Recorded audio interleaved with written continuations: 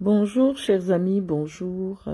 Comme je vous ai promis en journée, en matinée, là, de laisser ma petite réponse à Junior Zogo à la suite du direct qu'il a fait, où il a mentionné mon nom.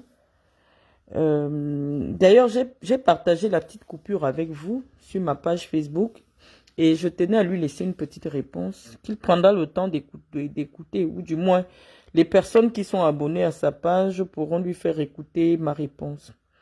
Alors, Junior Zogo, viens ici, viens m'écouter. Je ne sais pas pourquoi vous êtes obnubilé par ma personne. Je suis vraiment... Je sais plus expliquer cela. Cette, je veux dire, cette obsession que vous avez vis-à-vis de ma personne, Junior Zogo. Tu disais dans ton direct que Bruno Bidjan a été arrêté à cause de moi, à cause des insultes que j'ai faites. Et c'est la raison pour laquelle, étant donné qu'il était très proche de moi, c'est pourquoi il a été arrêté. Je dis, mais pourquoi vous pouvez me détester à ce point? Toi, Junior Zogo, est-ce que j'ai besoin de rappeler que tu avais agressé physiquement le président de la République, portant atteinte à la sûreté de l'État? Ton père est à Ikalaninkoul, tranquillement. On n'a jamais inquiété ton père. Je crois que ta mère aussi a envie. Ton épouse et tes enfants se sont rendus au Cameroun. Ils sont revenus sans problème. Mais dans ta grande analyse, tu estimes que le fait que je sois de Saint-Mélima comme Bruno Bidjan et que j'ai un contact, que j'ai entretenu des contacts un moment avec Bruno Bidjan, aurait causé sa perte, aurait poussé les autorités de Yaoundé à le jeter en prison. Bon, moi je ne vais jamais refuser l'importance que vous m'accordez dans votre pays. Je ne peux pas refuser. Ça, je vais pas refuser cette importance-là parce que malheureusement, lorsque une société décide de vous hisser au Panthéon, vous ne pouvez rien contre cela. Mais je pense à mon avis que en réalité, on a constaté que Bruno Bidjan était très proche aussi, comme moi, de Franck-Emmanuel Biya. Moi, je n'ai pas été aussi proche. On sait que ce qui se passe maintenant est l'équivalent de ce qui s'est passé en 2011, où après que le président de la République ait manifesté auprès de ses plus proches collaborateurs l'envie de quitter le pouvoir, certains parmi ses collaborateurs avaient commencé à réfléchir à sa succession et à la suite des réunions ou des initiatives qui avaient été mises en place pour assurer l'alternance, Paul Biya s'est réveillé, s'est relevé et a décidé de nuire à toutes les personnes qui ont osé imaginer à son remplacement à la tête de l'État. Moi, je continue de croire que Bruno Bidjan est innocent parce que c'est la loi qui impose le respect de la présomption d'innocence lorsqu'une décision de justice n'est pas encore définitive, lorsqu'une décision de justice n'est pas encore amorcée. Et malheureusement, c'est la justice, c'est le droit. Lorsqu'une personne est citée dans une affaire pénale ou a des liens avec des gens qui sont cités dans une affaire de meurtre ou d'assassinat, malheureusement, cette personne peut être inquiétée par la justice jusqu'à la manifestation jusqu'à la manifestation de la vérité. Et parce que je respecte la justice de mon pays, je ne vais pas commencer à m'étendre et à penser qu'au fond, la justice rentrerait dans un mauvais jeu politique pour écarter les uns et les autres. Non. Je vais bien m'expliquer, à savoir que lorsque je suis intervenu sur les réseaux sociaux, c'était bien sur la base d'un problème personnel que j'ai rencontré au Cameroun à la suite de la plainte que j'avais déposée pour diffamation, harcèlement sur ma personne et sur mes enfants, et qu'à la suite de cela, la dame de compagnie de Madame Biya avait pris l'initiative de me nuire et d'organiser mon agression au Cameroun et je m'étais exprimé là-dessus. Et je pense que j'avais utilisé un langage qui était suffisamment compréhensible. Donc, pensez aujourd'hui que ce que mon activité a causé l'arrestation de Bruno Bidjan, je pense que c'est beaucoup trop de facilité. D'autant plus que lorsque j'avais été invité à Vision 4, vous les écans de la petite semaine là, avez décidé que j'avais insulté Amougou Belinga.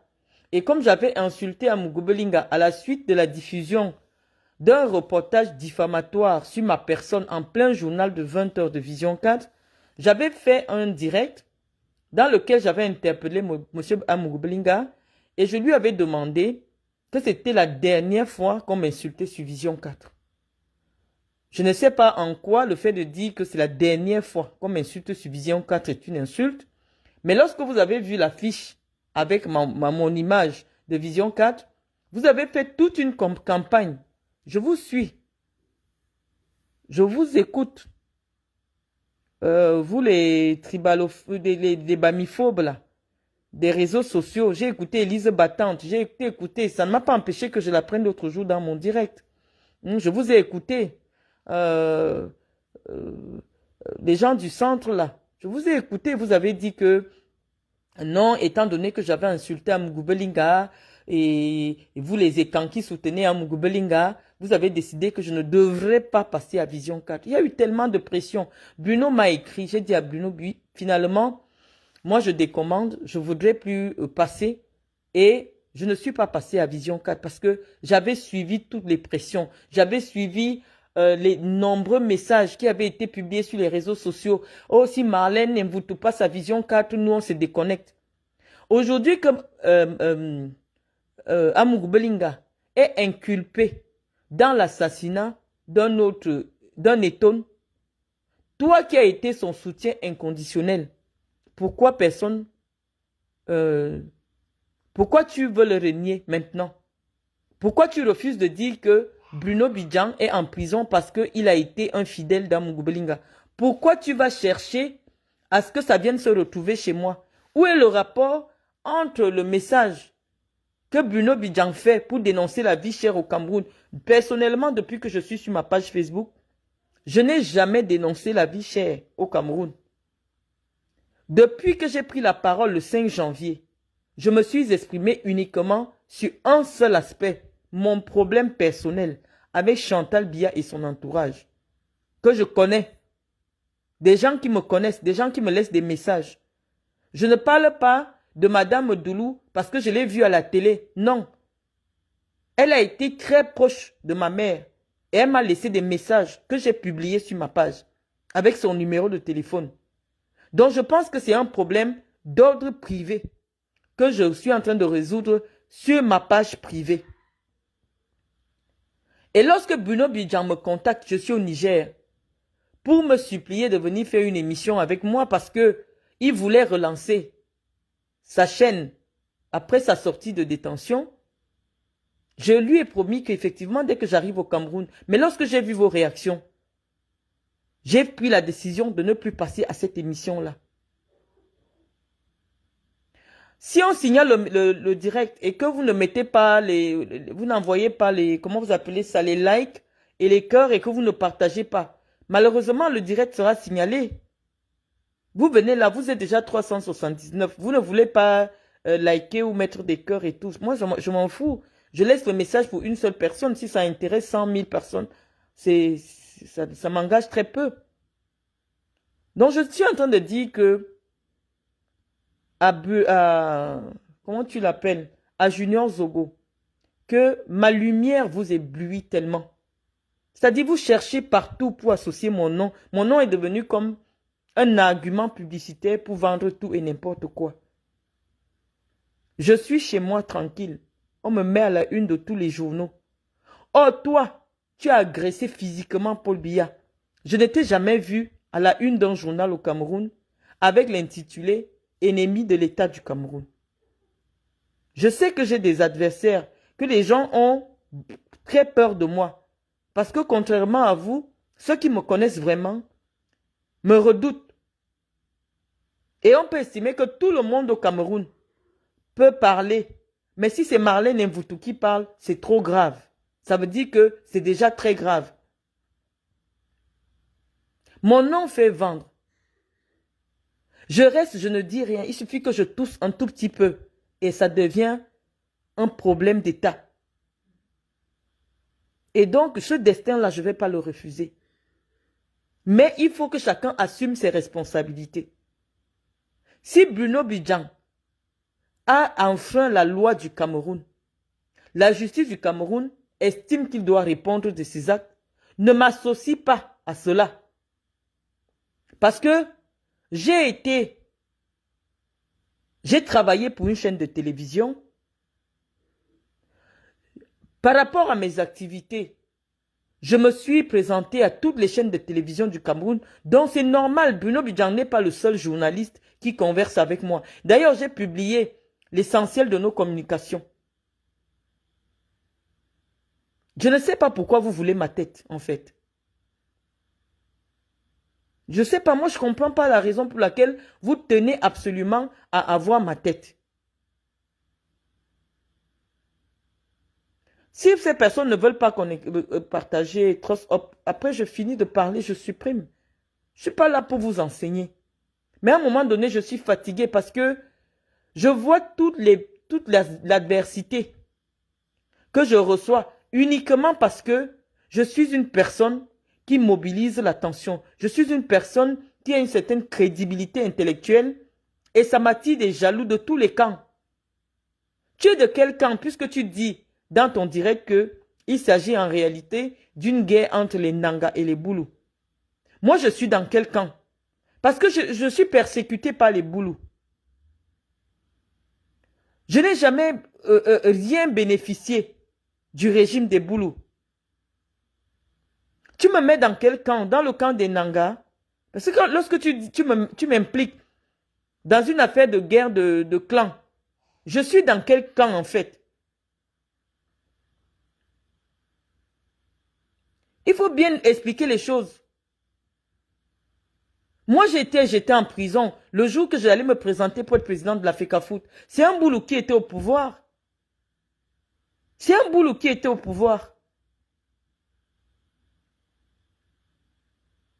Je ne peux même pas porter plainte dans mon pays, tranquillement. Lorsque les gens portent plainte contre moi, moi je n'appelle personne. Hein. N'allez pas croire que je ne connais pas des ministres. N'allez pas croire que je ne connais pas des procureurs. N'allez pas croire que je n'ai pas des proches avec qui j'échange sur mon WhatsApp, qui occupent des hautes fonctions dans la magistrature. Mais je n'ai jamais fait prévaloir mes relations privées dans mes affaires. Lorsque quelqu'un porte plainte contre moi, je me lève, je vais répondre. Je me clochardise même. Pour que même mon accoutrement n'influence pas la décision du juge. Parce que je respecte la justice. Et parce que je sais que je suis dans mon droit, que je connais mes droits, je ne crains pas la justice.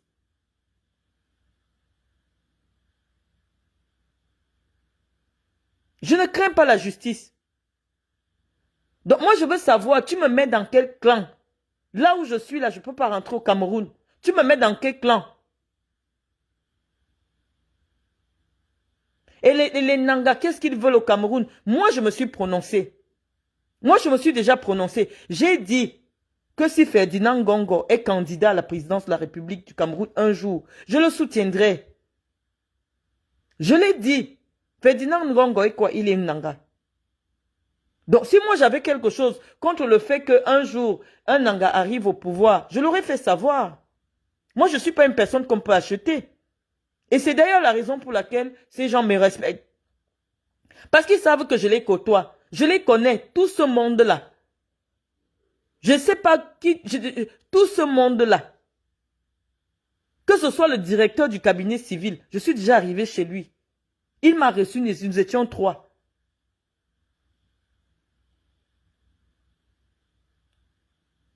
Donc, moi, je ne sais pas. À la présidence de la République, je ne sais pas qui je connais pas là-bas. Donc quand toi tu me mets dans un camp, juste pour salir mon nom, salir ma réputation, qu'est-ce que ça vous donne en fait? Qu'est-ce que ça vous donne? Chacun est responsable de ses actes. Le nom de la personne que vous avez soutenue ici, à savoir Amogo Belinga, est cité comme une personne qui a organisé l'assassinat d'un écan. Venez répondre à cela. Venez expliquer aux petits comment en 2024, alors qu'on se bat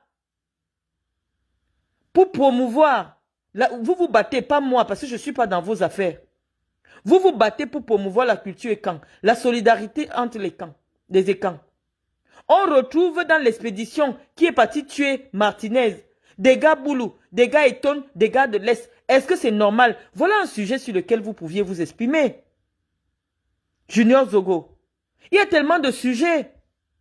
C'est pas parce que vous parlez de moi, ou peut-être ça attire des vues. Je ne sais pas ce qu'il y a sur moi.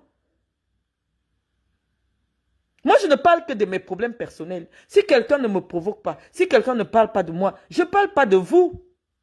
Le pouvoir de Biya, je m'en tape. J'ai bénéficié de quoi? On m'a nommé quoi? On m'a donné quel marché? Je n'ai rien bénéficié. Si j'ai eu mon argent, je l'ai eu dans d'autres pays. Je l'ai eu au Qatar, je l'ai eu en Guinée équatoriale, je l'ai eu au Sénégal. Je n'ai jamais eu de l'argent venant du gouvernement du Cameroun. Donc je m'en fous. Que ce soit un Boulou qui soit au pouvoir, que ce soit un Nanga qui soit au pouvoir, ça ne va pas m'empêcher d'avoir décidé que je ne rentre plus au Cameroun. Personne n'a jamais émis un avis de recherche contre moi pour dire qu'actuellement je fuis au Cameroun pour quoi que ce soit, ou un mandat d'amener.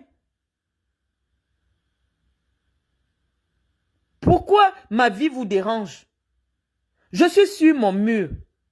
Je ne suis même pas suivi par des centaines de milliers de gens comme vous. Mais vous pensez que c'est nécessaire de mettre une cible derrière mon dos. Il y a des... Toi, tu es parti agresser physiquement Paul Biya. Mais tu estimes que le simple fait que je dise que Chantal Biya n'a pas un parcours professionnel et académique traçable, c'est l'injure la plus grave du monde. Or, ce n'est que la vérité. Si elle a un parcours, simplement ses services permettent aux plateformes internationales toutes les premières dames du monde sont sur Wikipédia avec leur parcours. Ce n'est pas moi qui gère la communication de la présidence de la République. Donc moi, je ne vous comprends plus. Dès que vous me voyez dans la diaspora, ça devient encore des problèmes. Tous contre Marlène Mvutu. Vous me voulez quoi à la fin? Je ne vous connais pas, je n'ai jamais cherché à vous approcher. Je ne sais pas quelles sont vos sources. Toi, tu oses dire que vraiment, tu n'as pas envie d'enfoncer le clou parce que tu pourrais dire une autre relation qui existerait entre Bruno Bidjan et moi. Qu'est-ce que je gère avec un petit frère? Je n'ai jamais nié que je connaissais bien Amogo Belinga. J'ai fréquenté Amogo Belinga dans le privé. Je n'ai jamais été sa maîtresse. Mais c'était un ami à moi. Et on s'est gâté ici devant à Facebook. Tout le monde a vu. Le jour qu'il a diffusé un reportage, on a diffusé sur sa chaîne un reportage où on me dénigrait. Et après, nos problèmes se sont arrangés. Vous m'avez vu au Cameroun dans mes activités. Lorsqu'on a décidé que je devais passer là-bas dans une émission exclusive, vous avez commencé à faire la sorcellerie. Qu'est-ce que je te dois, Junior Zogo? L'autre jour, celle même qui était la chef la chef de file, des gens qui me combattaient pour l'émission, je l'ai prise ici sur mon direct pour vous montrer que je ne suis pas à votre niveau. J'ai entendu Élise Battante. J'ai entendu les autres. Mais lorsque vous venez demander la parole sur ma page, je vous la donne. Vous et moi, nous ne sommes pas pareils. Parce que personne ne m'a jamais attrapé en flagrant délit de mendicité ou de concubinage ou de complicité avec les gens qui dirigent le Cameroun.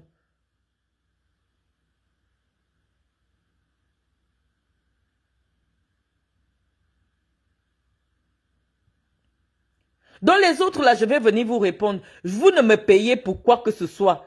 Chère madame, j'ai pris le temps de voir vos lives et de vous écouter. Au début, vous étiez impartial. Depuis un certain temps, je trouve votre speech un peu édulcoré. Vous avez un agenda... Quoi? Vous avez un agenda bien... quoi? Vous avez un agenda bien déterminé. J'ai envie de vous dégager de ma vie. Allez prendre la parole, que je sois impartial, que je ne le sois pas. En quoi ça vous concerne, en fait? Chaque citoyen a le droit d'avoir un parti pris. Je ne suis pas votre porte-parole. Dieu m'a peut-être donné le don de la parole, mais je ne suis pas là pour parler pour vous. J'ai fait des études pour être payé quand je parle. Si ma façon de m'exprimer vous convient, venez payer le marché auprès de ma société de communication qui s'appelle Intermédiatis. Sollicitez mes services pour vous aider à mener vos campagnes politiques. Je vais vous facturer si vous avez les moyens. Si vous avez les moyens de payer, vous payez. C'est mon travail. Travailler pour les campagnes politiques des hommes politiques, pour le lancement des produits. Donc, ne me dites pas que ce que j'ai à faire, je ne travaille pas pour vous. Si mon positionnement, ma façon de parler vous intéresse, vous les gens de l'opposition là, ça se fait. Les grands partis politiques, les grands candidats prennent les services des agences de communication. Faites un contrat avec mon agence de communication et je vais parler comme vous voulez. J'ai été clair avec vous. Si je n'ai aucun intérêt, que ce soit un intérêt financier, que ce soit un intérêt idéologique, que ce soit un intérêt politique avec vous, pourquoi je dois parler dans le sens qui vous convient? Moi, je ne recherche pas les vues. Je connais ma puissance. Je connais où je vais. Mais pour le moment, je n'ai aucun intérêt au Cameroun. Je parle de ce qui me plaît. Donc, lorsque vous voulez circonscrire ma démarche dans le seul sens, soit de chercher des vues ou un positionnement, vous ne me connaissez pas. Moi, je connais le Cameroun. Je sais comment ça fonctionne. Je sais comment le Cameroun fonctionne. On est impartial quand on dit du bien de votre candidat. Mais lorsqu'on trouve des insuffisances, on n'est plus impartial. Est-ce que vous me payez? Je suis votre avocate? Non. Donc, j'estime à mon sens que vous pouvez quand même me laisser tranquille. Hein, j'ai le droit de vaquer à mes occupations sans me préoccuper de ce que vous pensez. Je ne veux plus être harcelé. On a dit ceci de Marlène, on a dit ceci, être à la une de la presse, même quand je ne suis pas au Cameroun. Qu'est-ce que vous voulez de moi?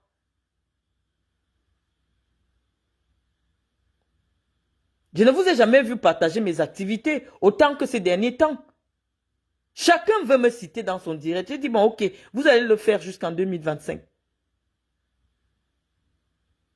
Junior Zogo, tu pouvais dire que non, la proximité de Bruno Bidjan avec Franck Biya, ou alors qu'on estime que la chaîne de Amougou Belinga n'est plus en odeur de sainteté avec le régime en place, puisque Amougou Belinga lui-même avait déclaré lors de l'interview où il allait faire la visite de son chantier de l'immeuble Ecan, il avait déclaré que les petits politiciens qui dépendent du décret du président doivent savoir que lui, il a des moyens de pression. Il a deux chaînes de télé, il a des journaux, et qu'il suffit qu'il ne soit plus, qu'il soit un peu emmerdé, et il va mettre ses télés pour nuire à ceux qui sont en train de lui chercher des problèmes. Et si à un moment donné, ceux-là constatent que la ligne éditoriale de Vision 4 a changé, eux aussi ils ont leurs moyens de pression. Effectivement, il y a les moyens de défense pour Bruno Bidjan. Bruno Bidjan peut recouvrer la liberté. Malheureusement, ça va prendre le temps. Parce que pour juger des affaires d'assassinat, ça prend beaucoup de temps. Je le parle par expérience. Moi, j'ai été en prison et j'ai vu des gens qui vous disent, ça fait 6 ans que je suis au tribunal militaire, on n'a pas encore tranché l'affaire. Surtout une affaire comme celle-là. Donc malheureusement, il va aller en prison. Mais ça ne veut pas dire que le tribunal va reconnaître qu'il est coupable. Parce que si on ne retrouve pas les liens directs entre lui et les gens qui ont commis l'assassinat, entre lui et les gens qui ont arrêté, entre lui et les gens qui ont séquestré, aucun juge ne va reconnaître que Bruno Bidjan est coupable. Et puis même la preuve de ça, la preuve qui a été utilisée. Il y a une forme, la justice a défini la forme par laquelle on prend une preuve. Ça signifie qu'en principe, si on voulait vraiment faire la justice, même Paul Désir devait être arrêté puisque lorsqu'il a l'information sur le complot qui est en train d'être ourdi, il devait saisir les autorités judiciaires. Et puis dans le message, si Bruno Bidjan dit dans le message, voilà ton type qui a recommencé à parler de nous, quand on va agir, ce sera sans pitié. On sait très bien que Bruno Bidjan a fait un reportage incendiaire sur J. Remingono à la suite des propos qu'il avait tenus sur Amugublinga. On sait très bien que Bruno Bidjan a fait un article incendiaire sur Valsero à la suite des propos de Valsero sur Amugublinga. Pourquoi exceptionnellement cette fois-ci, on estime que non, c'était pour préparer les esprits ou alors préparer les esprits à la séquestration et à l'arrestation et à la torture de Martinez Zogo. La justice est difficile parce que lorsqu'on part déjà au procès, ce sont les preuves. Si on ne trouve pas, si la justice n'apporte pas les preuves de conversation entre le commando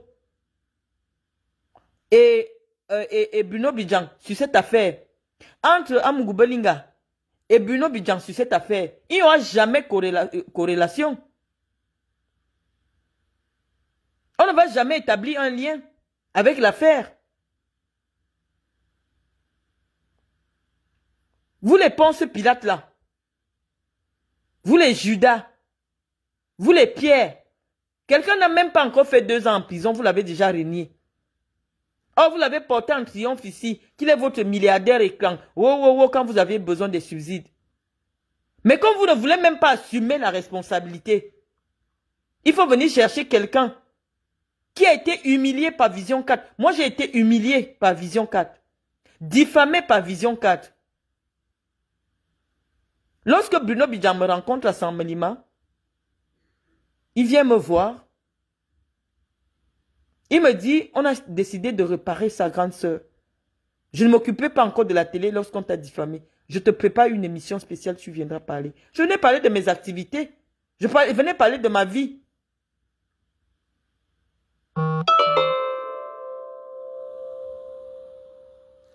Au final, même un jour, je vais rester comme ça, je vais apprendre que c'est moi qui suis allé dire aux gens de dire que Franck Biya doit être candidat. Je suis resté ma chose chez moi. Dans mes problèmes, on est venu me casser, on m'a expulsé. Des gens m'ont appelé venant des États-Unis, qu'on leur a dit de me contacter pour me nommer responsable de la communication. J'ai gardé leur numéro de téléphone pendant 3 semaines. Je les ai bloqués. Mais je sais pertinemment que la chasse aux sorciers dont j'ai failli être victime au Cameroun est en relation avec cette activité dans l'affaire des franquistes là. Et c'est pour cela que j'ai tenu, lors de toutes mes communications, à démontrer que je n'ai jamais été, de près ou de loin, associé à une affaire de candidature de Franck Biya. L'interview que j'ai accordée à Martial Bissot au mois de septembre 2023 est accrochée sur ma page. J'ai continué de dire que je suis derrière la candidature de Paul Biya. Et je dis que, au vu des images où le président est fatigué, qui ont été diffusées sur les réseaux sociaux, j'ai estimé que le président n'est plus en capacité de se représenter. Si vous voulez reporter Paul Biya au pouvoir, allez voter pour lui. Laissez ma vie tranquille. Laissez mon nom tranquille. Je ne vois pas en quoi mon activité... J'ai bloqué Bruno Bidjan depuis 1 an de mon téléphone. Pourquoi on estimerait que parce que j'ai dit que Chantal Biya n'est pas allée à l'école, Bruno Bidjan doit aller en prison? Tout ça dans ta tête, c'est pour me mettre en conflit avec la jeunesse du Djay Lobo. Pour qu'on entende que non, c'est à cause de Marlène que Bruno Bidjan est allé en prison. Pourquoi vous aimez les boucs émissaires? Pourquoi vous aimez manipuler l'opinion de manière malsaine comme ça? Pourquoi moi-même j'étais au Cameroun? Quand on avait arrêté Bruno Bidjan, je n'étais pas là-bas. La première personne, la raison pour laquelle vous avez décidé que je ne devais pas passer à la télé, c'est parce que j'avais écrit. Lorsque Martinez est découvert mort, j'ai écrit que lorsque tu marches avec un assassin, un jour tu seras sa victime. Vous avez dit, oh, j'ai indexé Amugubelinga. Comment je peux indexer que c'est Amugubelinga qui a tué? On n'avait même pas encore arrêté Amugubelinga. Et lorsque je suis invité par Vision 4, vous affichez cette capture d'écran partout. Coréo, regardez ce qu'elle a dit quand on a arrêté on a trouvé le corps de Martinez. Elle dit que si tu marches avec un assassin, mais attends, qu'est-ce que l'enquête du juge Nzie nous dit? Martin Savom était l'ami de Martinez. Martin Savom marchait avec Martinez. Aujourd'hui, Martin Savom est impliqué dans l'assassinat de Martinez. Ça veut dire que je ne me suis pas trompé dans mon analyse. Amugubelinga a fait de Martinez un homme. Si Martinez portait un pantalon, a commencé à porter un vrai pantalon. Si Martinez a commencé à manger 2 fois par jour, c'est grâce à Amugubelinga. Il n'y a personne qui a défendu Amugubelinga dans les médias comme Martinez Zogo. Il n'y a personne. Martinez Zogo a insulté tout le monde pour Amugubelinga. Mais aujourd'hui, il est écrit que Amugubelinga aurait donné de l'argent aux gens qui sont allés torturer et assassiner Martinez. Donc ce que j'avais dit dès les premiers instants de cette affaire s'avère vraisemblable. Jusqu'à ce que la vérité soit établie, la vérité judiciaire soit établie. Mais vous avez crié derrière moi, oh comment elle peut dire ce genre de choses, oh vraiment et tout. Mais chacun est libre d'exprimer sa pensée. Qu'est-ce que vous me voulez? Vous êtes tellement jaloux de mon intelligence. Je n'ai pas acheté au marché. Je n'ai pas acheté cette intelligence au marché. Vous êtes jaloux de la petite attention, du fait que les gens parlent de moi, que les gens ne s'en foutent de vous, mais vous êtes des idiots. Si les gens se constatent que chaque fois que Marlène dit quelque chose, il y a un fond très pertinent, et que je sois respecté plus que vous, acceptez, c'est la vie. Comme je suis en train de vous dire maintenant que si Paul Biya reprend le pouvoir en 2025, c'est la catastrophe assurée pour le Cameroun. Ça ne veut pas dire que je n'aime pas Paul Biya. Mais Dieu donne des capacités intellectuelles différentes aux uns et aux autres. Lorsque je prends la parole, moi je ne viens pas prendre la parole pour me faire voir, pour chercher un nom. Non, j'ai un nom international. Lorsqu'on me prend, on me met à Jeune Afrique, c'est parce qu'on sait que toute l'Afrique me connaît. Mon nom est international. Ce ne sont pas les réseaux sociaux qui m'ont donné mon nom. Je suis une vraie célébrité. Référencée par Wikipédia. Avec plus de 80 000 référencements sur Google.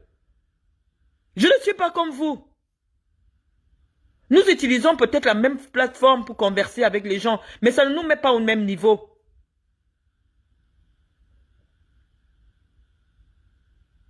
C'est quoi cette obstination-là? C'est quoi cette... Non! Arrêtez! Faites vos analyses, je fais les miennes. Les Camerounais vont déterminer là où se trouve le vrai. Je vois les gens de la basse. Oh, n'allez plus suivre Marlène Mvoutou. Elle a un agenda caché. Qu'est-ce que j'en ai à foutre? Mon agenda caché, pourquoi j'ai besoin de cacher mon agenda?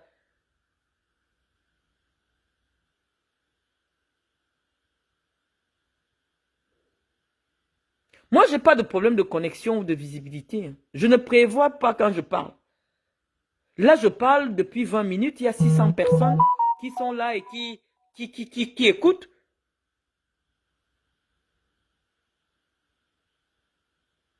J'ai pris la décision de ne plus répondre aux petites saletés, aux femmes. Vraiment, tout le monde vient m'écrire, des gens qui me respectent. Oh, Marlène, ne répond plus aux petites femmes des réseaux sociaux, là. Ne te mélange pas, ils veulent t'attirer dans leur histoire.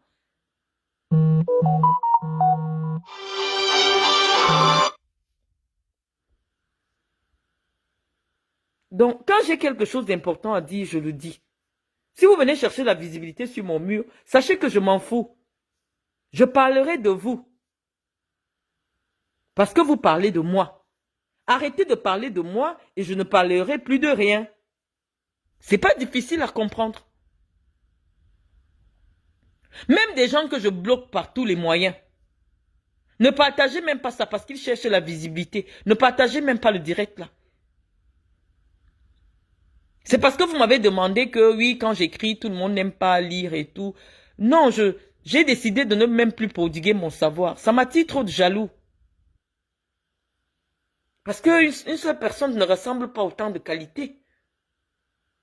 Les gens sont jaloux, les gens préfèrent souvent croire que je suis une belle femme, mais qui n'est pas intelligente, qui n'a pas le savoir. Et lorsque j'essaie de leur démontrer le contraire, ça m'attire de nouveaux problèmes.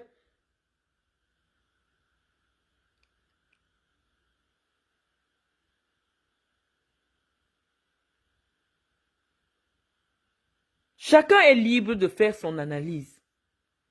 Chacun est libre de défendre ses ambitions. Moi, j'ai les miennes. Je ne m'en cache pas. Le Cameroun, pour les 5 prochaines années, ce n'est pas moi. Ne me cherchez pas là-bas. Je n'ai jamais été associé à une affaire d'alternance au pouvoir au Cameroun. Je dis ce que je pense sur celui que je considère pour le moment comme étant mon ennemi. Lorsque quelqu'un me cause un tort, cette personne devient mon ennemi. Et je réponds à cette personne.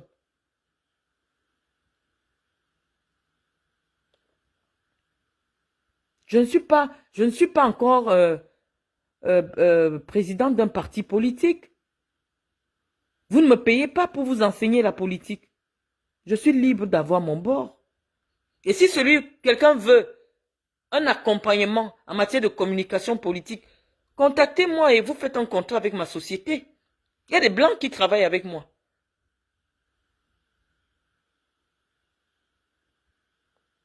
Donc, c'est simple. Je ne suis pas obligé de suivre vos leaders ou quoi que ce soit. Non, je viens quand j'ai du temps à passer avec mes followers.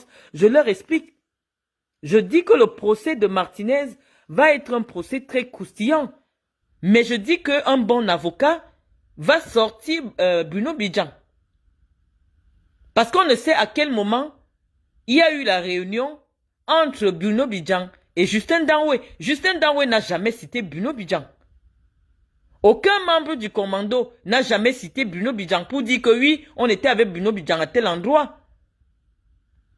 Mais s'il s'agit de menaces simples, telles que définies par le code pénal camerounais, d'un civil sur un autre civil, il s'agit de menaces simples. Il s'agit en aucun cas d'une affaire de conspiration. Maître Tchungan, qui est un brillant avocat, si Dieu lui prête vie jusqu'au procès, il va démonter tout ça en ce qui concerne Bruno Bidjan. Conspirer contre quelqu'un, c'est de rencontrer les gens qui vont s'associer pour aller commettre l'infraction. Bruno Bidjan n'a jamais rencontré ces gens. Mais pour la manifestation de la vérité, si le juge a besoin de maintenir Bruno Bidjan dans les liens de la justice, bah il va le faire. Mais la décision de justice, elle va être attaquée jusqu'à la Cour suprême. Ce n'est pas parce que quelqu'un dit que quand voilà ta personne qui a encore recommencé à nous attaquer, quand nous allons agir, ce sera sans pitié. Oui, on sait que moi-même j'ai été sauvagement attaqué sur Vision 4. Sauvagement insulté sur Vision 4. Mais ça n'a jamais porté, ça n'a pas empêché que je me retrouve en train de manger avec Amourou Belinga ou avec Bruno Bidjan. Dans le jargon médiatique, on sait ce que c'est que je vais te rincer, je vais sauvagement réagir, on sait ce que c'est. Mais ça ne veut pas dire que Bruno Bidjan a conspiré pour faire assassiner Martinez.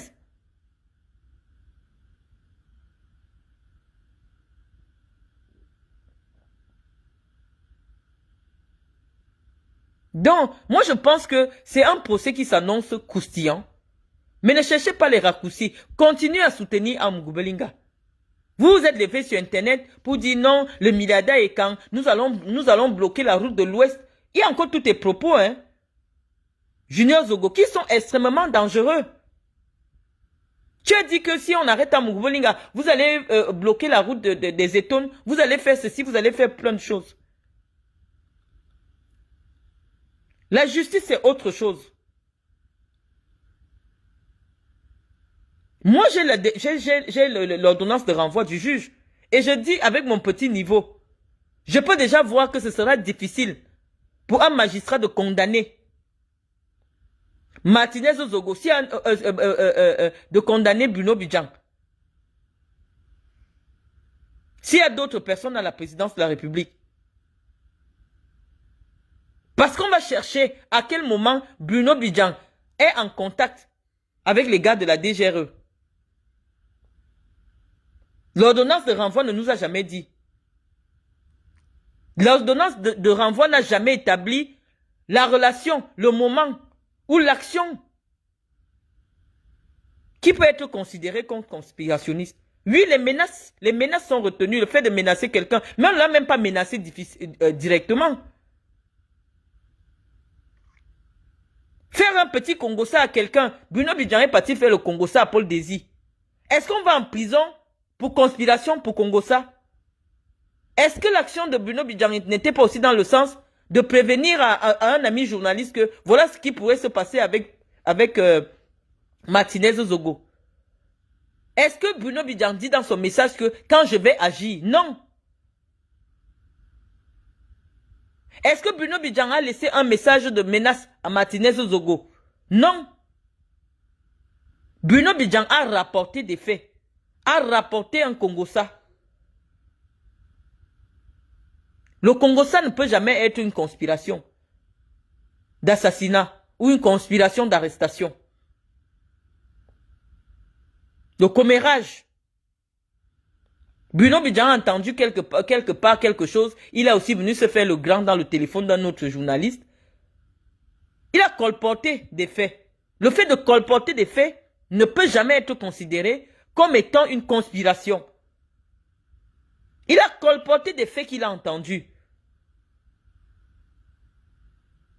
Il a colporté une position qu'il a entendue quelque part dans les bureaux de Vision 4. Il n'a jamais dit quand je vais agir. Non. Il n'a jamais dit quand je vais faire arrêter Martinez. Il ne l'a jamais dit. Oui, évidemment, il y a des gens qui ont peut-être un intérêt à ce que la Vision 4 qui ne sert plus à rien à personne soit neutralisée. Oui, on peut l'entendre. Ça, on peut l'entendre. Mais ça ne peut en aucun cas écarter la responsabilité de ceux qui sont désignés comme étant ceux qui ont tué véritablement Martinez Zogo. Donc il y aura des plaidoiries, il y aura des preuves. Parce que la preuve qui est évoquée pour retenir Bruno Bidjan n'est pas une preuve en droit. Ce n'est pas une preuve.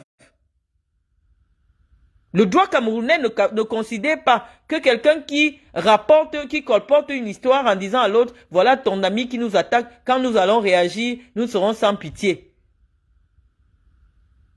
Nous allons réagir, ou quand on va réagir. Non, il a colporté.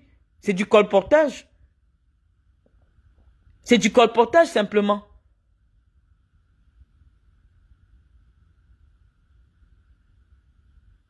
Donc sachez que les Camerounais vont suivre cette affaire.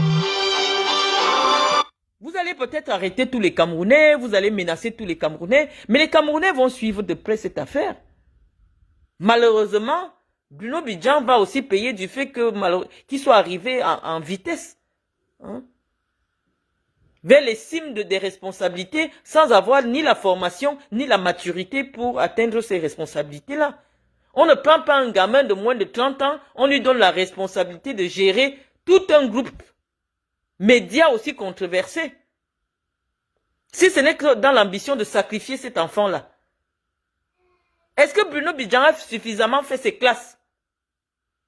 Comment un directeur général peut aller écrire à Paul Désir Biya que, écoute, quand nous on va rire. Ça veut dire, tu vois des gamineries. Ce n'est qu'un enfant. Bruno Bidjan est né en 93. C'est un enfant. Ceux qui tuent véritablement des gens, est-ce qu'ils font l'avertissement? Quand Justin Danoué a décidé de mettre le commando sur pied, est-ce qu'il a envoyé les avertissements à quelqu'un? Non, il a agi. Ceux qui agissent n'avertissent pas. Ceux qui font des choses n'avertissent pas. Est-ce qu'Amougou Belinga a envoyé le message à quelqu'un que, écoute, je vais faire ceci? A-t-elle?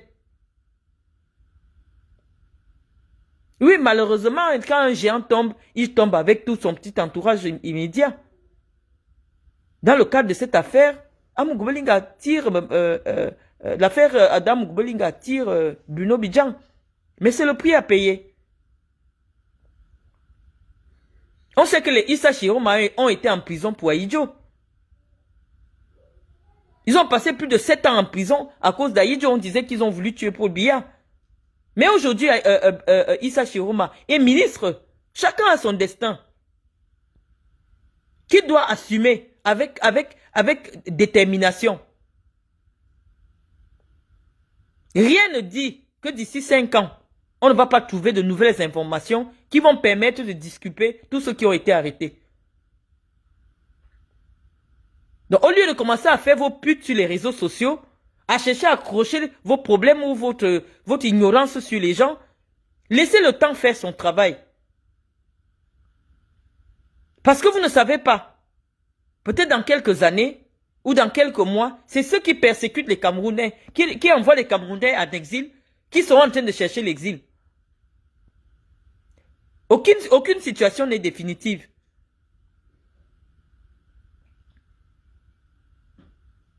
Mais laissez les gens vivre leur destin. Amougou Belinga, ce n'est pas la première fois qu'il va en prison.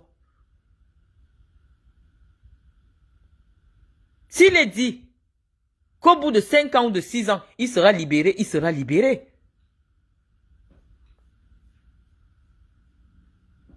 Ça ne veut pas dire que si le juge a renvoyé l'affaire à la barre, les enquêtes s'arrêtent, non. À tout moment de la procédure, jusqu'à la Cour suprême, on peut apporter des éléments nouveaux qui peuvent changer la vision de l'affaire. Il y a 1 an, on n'avait pas impliqué Savom. Il était tranquille. Il était tranquille. Mais au fur et à mesure du procès, on peut trouver qu'il y a des gens qu'on n'a pas appelés. On ira les chercher.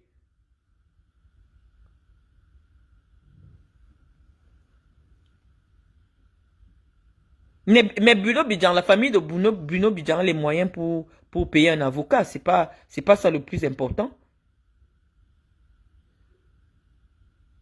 En fonction des enjeux ou des attentes d'un régime, hein, le prochain régime peut dire qu'on a besoin d'Amougou Belinga et on fait sortir Amougou Belinga.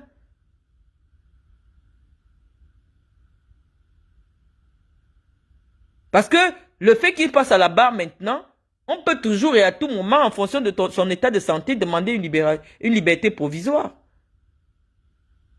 On peut toujours obtenir une liberté provisoire, ça dépend de celui qui est à la tête de l'État.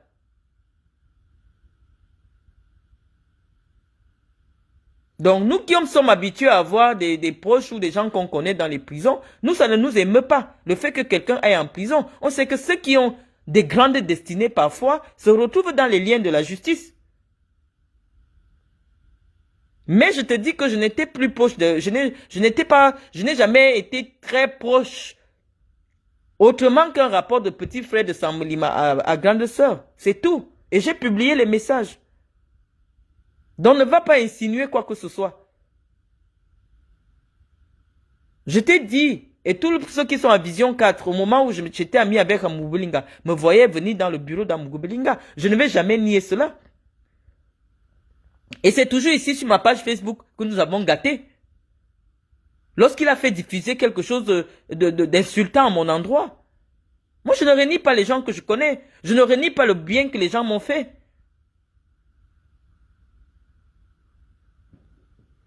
Donc, respectez les vies des gens, respectez cela. Et toi, Zoa, je ne sais plus, toi tu es une sorcière en fait.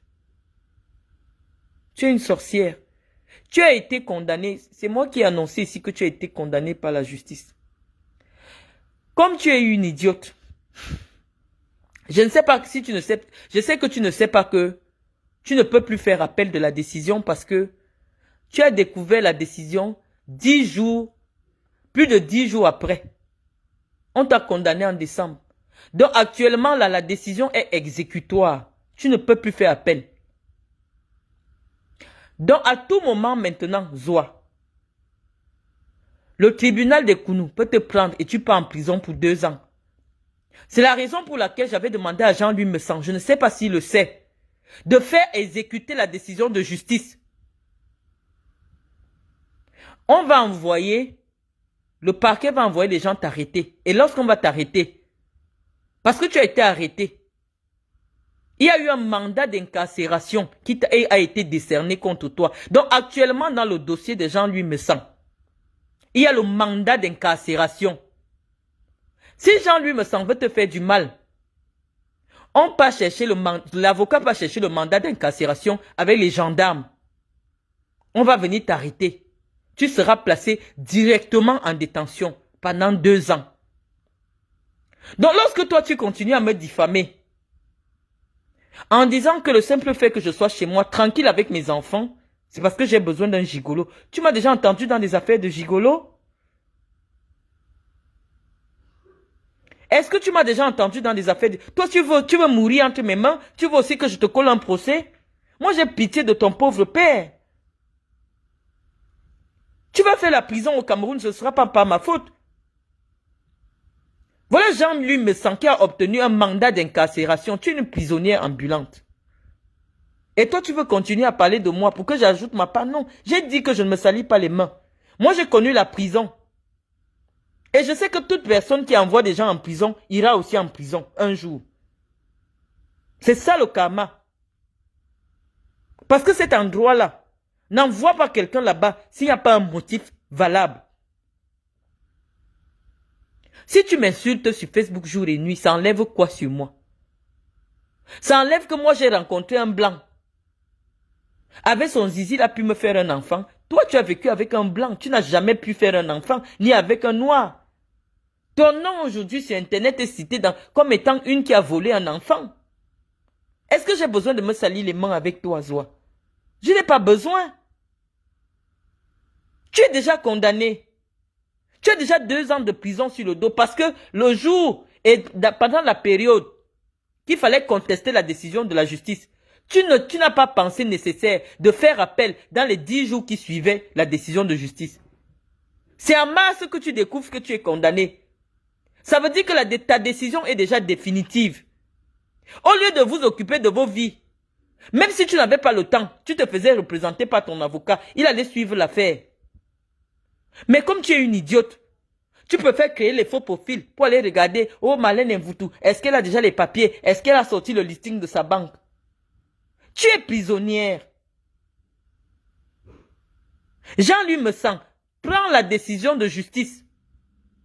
Parce qu'on a dit que tu auras une contrainte par corps. Si le jour là, le jour que tu as eu la décision là, le jour qu'on a donné la décision au mois de décembre, tu ne payais pas les 200 000 auxquels tu as été condamné. Et donc maintenant, puisque c'est en mars que tu viens de découvrir que tu es condamné, la décision ne peut plus être attaquée. Donc tu as un mandat d'incarcération sur le dos. Vous voulez mourir entre les mains des gens?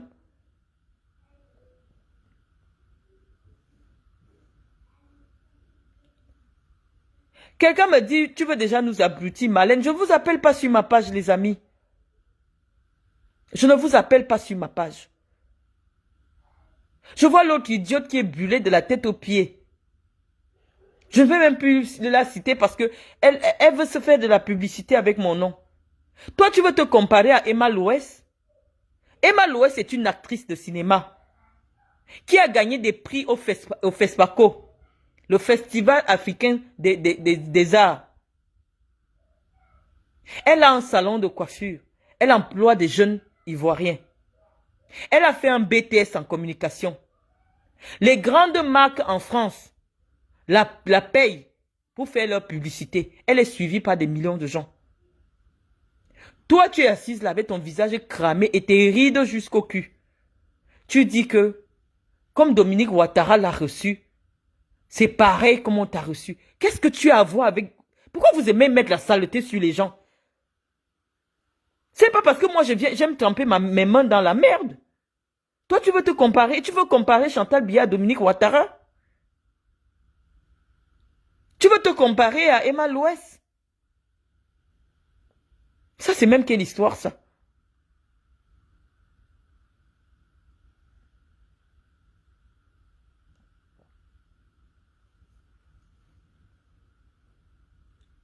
Je vous dis que Bruno Bidjan est né en 1993. Sa mère est tellement jeune.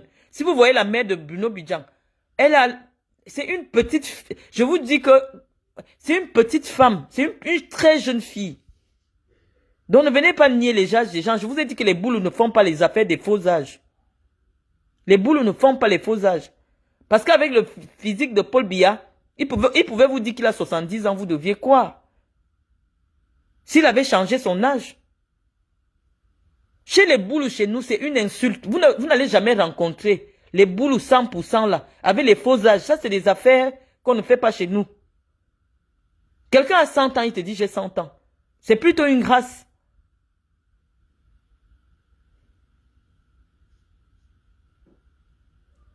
Où est le rapport? Chacun est libre d'épouser. Macron est né en 77, sa femme a 60 ans, a 69 ans. Est-ce que ça empêche que ce soit sa femme? Vous voulez juger les goûts des gens? Je vous dis, source sûre, que Bruno Bidjan est né en 1993 et il n'a jamais changé son âge.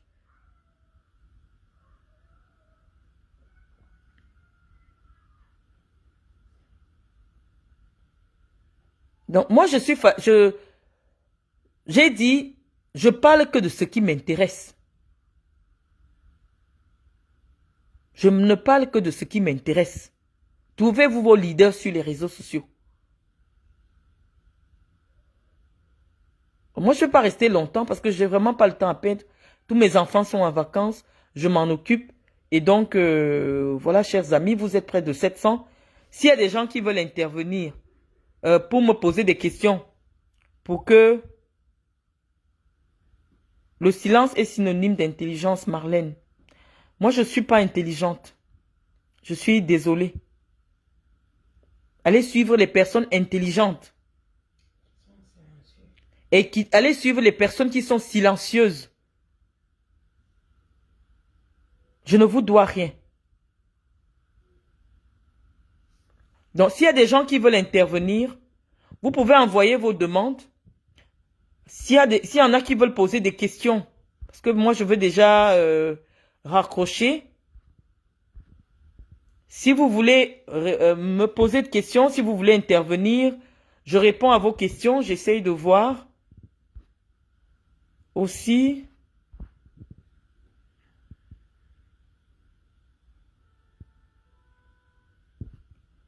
Attendez. Sérieux, la décision ne lui a pas été signifiée. Non, malheureusement, lorsque vous n'avez pas indiqué une adresse pendant la procédure, le tribunal peut ne pas connaître là où on peut vous adresser. Parce que puisqu'elle a été condamnée par défaut, ça signifie que le tribunal n'a pas une adresse légale de là où elle se trouve. Malheureusement, la décision est devenue définitive. Or, si elle avait eu de l'argent pour donner même 300 000 à un avocat de suivre l'affaire, elle a cru que la justice, c'est Facebook.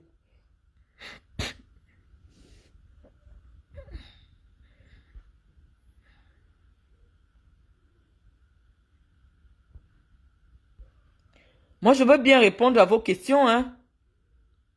Bon, il y a quelqu'un qui a déjà envoyé une demande. Accepter. Ajouter. Bon, on va écouter vous interpeller là. J'espère que ça va marcher. Si vous avez des questions, hein, envoyez vos questions. Ajout en cours. On est en train d'ajouter quelqu'un. On ne sait pas si ça va être possible. Est-ce que la personne a suffisamment la connexion pour intervenir?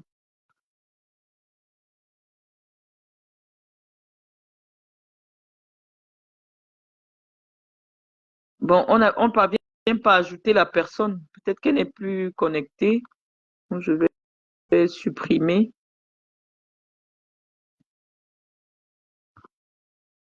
Euh, on va parler de quoi?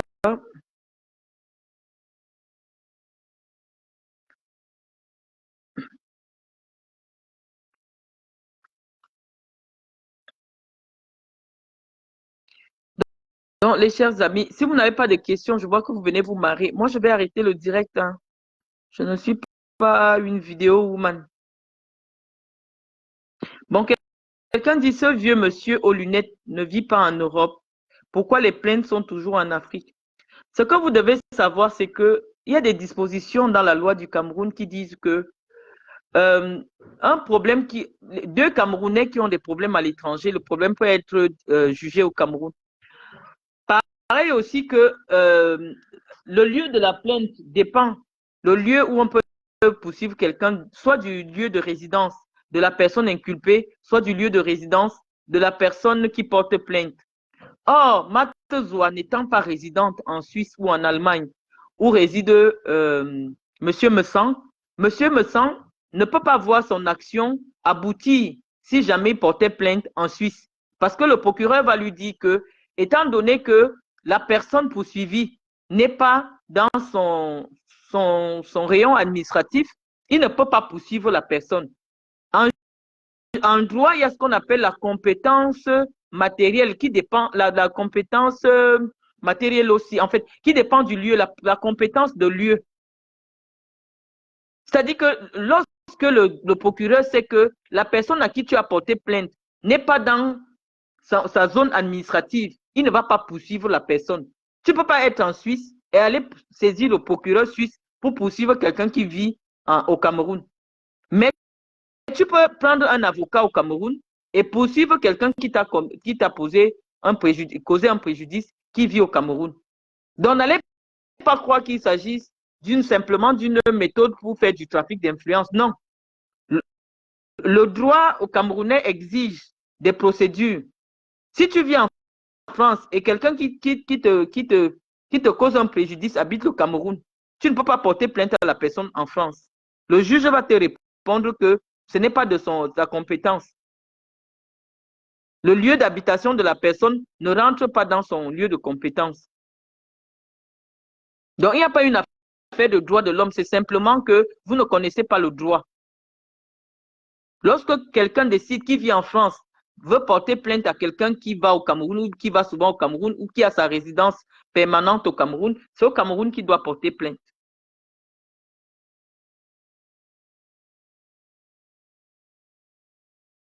Bon, je vois d'autres personnes qui j'ai ajoutées. Bon, on dit que c'est impossible.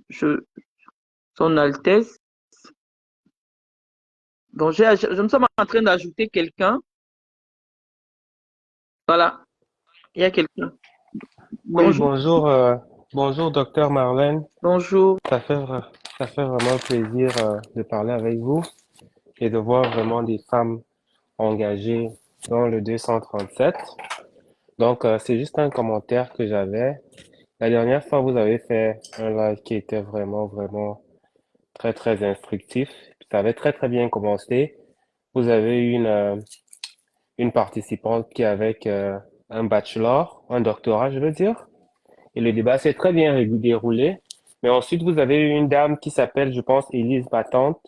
Puis elle a commencé à ramener les choses de racisme, les choses de Mojang et tout cela. Donc, si vous pouvez juste nous éviter ce genre de personnes-là pour pouvoir avoir des débats un peu constructifs, vraiment, docteur, ça nous ferait vraiment, vraiment plaisir. C'est juste ça que j'avais à dire. Mais je vais vous répondre, ne descendez pas du direct, hein. Ne dépendez D'accord. pas du direct. Vous savez, euh, lorsque vous êtes dans l'action publique, surtout dans l'action politique, un citoyen, vous devez savoir qu'un citoyen équivaut à un autre citoyen, quel que soit son niveau intellectuel. Vous comprenez? Ouais. Lorsque recherchez, par exemple, le vote, lorsque vous êtes en campagne électorale, euh, la prostituée, celle qui est au bord de la route, là, qui cherche les clients, son vote Mhm. équivaut au vote du professeur d'université. C'est-à-dire que la loi du Cameroun a mis tous ses citoyens au même niveau. C'est le principe, Oui, vous oui. comprenez? Non, ça, Le je comprends. principe de l'égalité de tous les citoyens devant la loi. Et donc, lorsque nous sommes dans l'action publique, on ne peut pas être condescendant vis-à-vis des citoyens, quel que soit leur niveau intellectuel. Vous comprenez? Parce que ici, sur ma page Facebook, je vous ai dit, c'est le terre à terre, surtout sur cette page-ci. C'est-à-dire que même si c'est un enfant de 5 ans qui vient nous interpeller, nous allons l'écouter. Et c'est ça qui suscite l'intérêt que les uns et les autres ont vis-à-vis de ma page Facebook. Parce que je donne la parole à tout le monde et je me permets de calibrer mes réponses en fonction de mes interlocuteurs. Donc, vraiment, ne comptez pas sur moi pour que je me mette à trier les gens qui ont envie d'exprimer leur souffrance. Parce que derrière même les attaques tribalistes, il y a beaucoup de souffrance et cette souffrance doit être écoutée. Cette souffrance doit être entendue. Vous comprenez? Donc, Je comprends. laissez la parole aux Camerounais. Laissez les Camerounais s'exprimer. Je ne peux pas être, moi, victime d'un harcèlement parce que je fais valoir mon droit à ma liberté d'expression et torpiller la liberté d'expression des uns et des autres. Surtout si j'ouvre une tribune libre. Dans le respect des lois du pays où je réside, j'estime qu'on doit donner la parole à tous les citoyens. J'estime que nos débats doivent attirer les citoyens de tous bords. Et donc à mon sens, ce serait une faute ou une erreur de commencer à trier notre public, de commencer à trier nos intervenants. Par contre, vous, si un intervenant ne vous plaît pas, Facebook donne la possibilité de se déconnecter, peut-être le moment où l'intervenant passe, et vous revenez quand il y a un intervenant qui vous convient, qui est en train de passer, si ça ne vous dérange pas. Parce Je que comprends. malheureusement, parce que Oui. malheureusement, cette Élise battante qui est intervenue sur ma page, elle est suivie pour pas près de 70 000 Camerounais. Elle n'est Vous suivie par personne. comprenez? Elle n'est suivie par personne, cette dame-là. Non, moi j'ai Je vu vois de qui vous sa page. Non, parlez. moi j'ai vu sa page. Elle a près de 70 000 abonnés. Ça veut dire qu'elle a plus d'abonnés que moi. Ça veut dire qu'il y a 70 000 personnes qui votent au Cameroun, qui écoutent quand même ce qu'elle dit. Et donc, elle n'est plus représentative de sa seule voix. Elle est représentative de peut-être de 70 RC cervelés ou 70 analphabètes ou 70 tribalistes. Et ces tribalistes-là doivent être entendus. Donc, moi, je refuse qu'on insulte l'intelligence des gens sous le fallacieux prétexte que non, ils n'ont pas le niveau de participer à nos débats.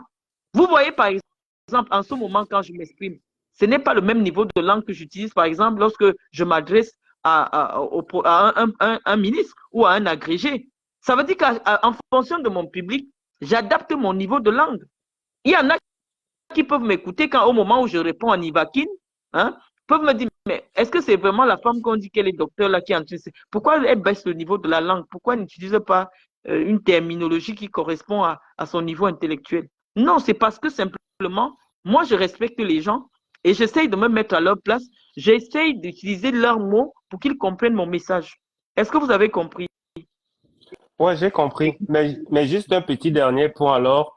Au moins, il faut au moins vous assurer que ces participants restent au moins dans le sujet. Parce que la dame qu'elle est venue, on était en train de parler de X, elle était en train de parler de Y.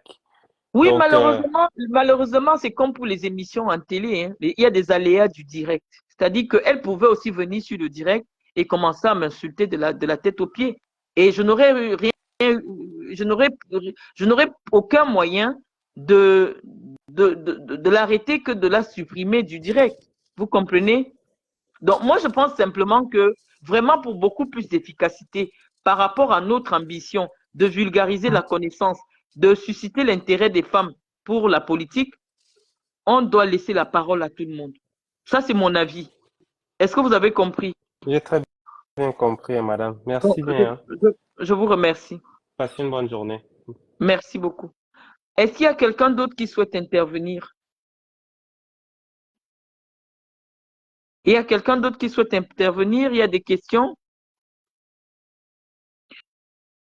Bon, il y a quelqu'un qui veut qu'on parle du 8 mars. Vraiment, moi, j'ai plus rien à dire, hein. Vous voyez des jeunes femmes à Mokolo qui ont fait un message à l'endroit de Chantal Biya, dans lequel une jeune femme, la plus intellectuelle peut-être parmi toutes ces femmes-là, qui disait à Chantal Biya, Madame Biya, on ne savait pas que vous nous connaissiez, mais aujourd'hui, en 2024, on découvre que vous êtes au courant de nous. Merci de nous avoir envoyé les pagnes. Merci de nous avoir envoyé le chapeau. Aujourd'hui, on peut rester au soleil pendant 2 jours. Est-ce que j'ai besoin de vous démontrer le niveau dans lequel le régime Biya a plongé le Cameroun? C'est-à-dire que les pagnes qu'on offre tous les ans là, c'est peut-être 14 000 un pagne. Au lieu d'offrir les pagnes, chaque année, le 8 mars, Madame Biya pouvait décider de payer la scolarité avec parce que l'inscription au lycée, c'est 10 000 francs.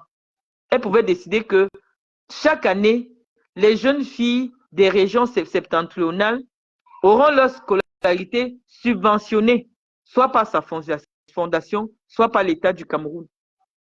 On leur donne le pagne et le chapeau. Ça peut être coûter 30 000 francs. Parce que les pagnes, même là, des fois, ça coûte 25 000, 30 000. Ça sert à quoi?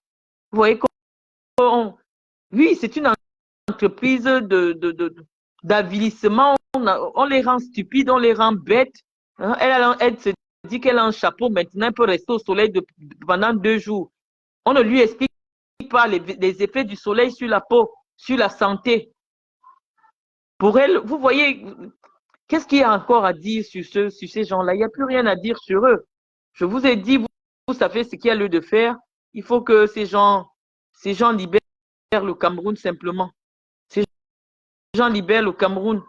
Au lieu de rendre la scolarité gratuite pour les jeunes filles dans les zones du Grand Nord, pour qu'on ressente vraiment une vraie décision politique, on dit qu'elles ont reçu les pagnes et on se met à faire la propagande. Je vous ai dit, Paul Biya est rentré en campagne. Pour les tontinards qui estiment encore ou qui attendent quoi que ce soit, vous serez seulement surpris. Le père là va reprendre le pouvoir et vous n'aurez que vos yeux pour pleurer. Je vous ai dit que Paul Biya sera candidat. C'est la raison pour laquelle nous on a décidé de décaler d'abord parce que on sait que ça va mal se passer. Paul Biya est candidat. Ils ont commencé, ils ont lancé la campagne. Et il va dire qu'il a gagné les élections. Vous n'allez pas contester parce qu'il commence par le Grand Nord. Il sait que là-bas, les femmes sont majoritaires, elles sont nombreuses, elles ne comprennent pas grand-chose. Quand cette femme vous dit que je ne savais pas qu'on nous connaissait, ça veut dire qu'elles ne sont même pas au courant qu'elles sont au Cameroun, elles ne savent pas ce qui se passe. Pour certaines, elles ne se rendent même pas compte que ça fait 41 ans que Paul Biya est au pouvoir. Mais à cause d'un pagne et d'un chapeau, elles iront encore donner 7 ans supplémentaires à un homme de 92 ans. Vous n'allez pas aller leur expliquer le contraire. Puisque je vous ai dit, vous n'êtes pas sur le terrain. Qu'est-ce que l'opposition a fait? Qu'est-ce que l'opposition a fait pour faire comprendre à ces femmes qui n'ont pas le niveau intellectuel pour comprendre les enjeux actuels de notre pays, que ce n'est pas un pagne qui doit conditionner votre vote, ce n'est pas un chapeau. L'avenir de vos enfants ne dépend pas d'un chapeau. L'avenir de vos enfants ne dépend pas d'un pagne. Elles ne comprennent rien. On va leur faire des cartes d'identité.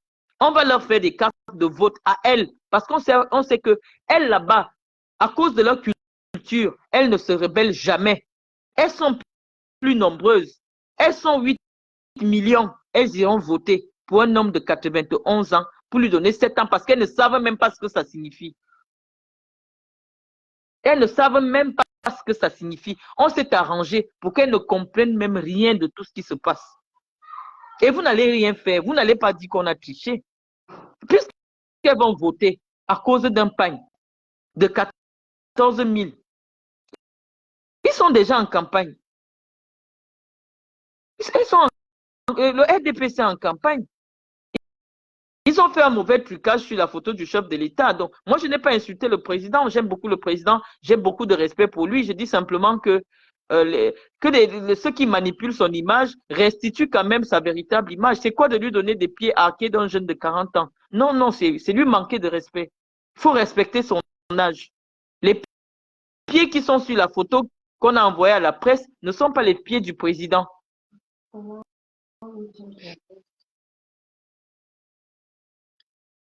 Les pieds qui sont sur la photo ne sont pas les pieds du président. Quand on le dit, ce n'est pas une façon. Non, je vous ai dit, la seule personne sur laquelle on ne tolère aucun outrage, c'est le chef de l'État. Donc, je ne me permettrai jamais de faire un outrage au chef de l'État, tant qu'il est président de la République. Mais de temps en temps, je donne des conseils en communication à ceux qui ont la responsabilité de la communication du chef de l'État et ils m'écoutent. Ce montage a été très mal fait, c'était un montage de mauvaise qualité. Restituer l'image du président telle qu'elle est. Si les candidats, les Camerounais l'aiment, ils vont voter pour lui. Mais nous conseillons au président de ne pas se représenter. Lui dit que de ne pas se représenter, ça ne veut pas dire que nous sommes contre lui.